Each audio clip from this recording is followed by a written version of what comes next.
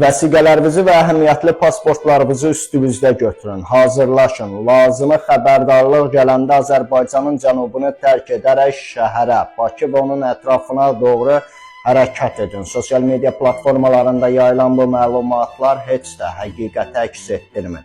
Düzdür, İran ətrafında sərhəd dövlətlərə hücumlar təşkil etsə də, Azərbaycana heç bir hücum təşkil etmək planı yoxdur. Nəyə görə? Çünki Azərbaycanda nə Amerika, nə də İsrailə aid baza yoxdur və İran Birləşmiş Ərəb Əmirlikləri və sair kimi yerlərə hücumlar təşkil edərək Amerikan bazalarını hədəf alır. Yəni Azərbaycanlıların narahat olma və qorxma kimi bir xüsusiyyəti olmamalıdır. Azərbaycanı əsas narahat edən nüanslardan biri olmalıdır ki, İrandan gələn qaçqınlar.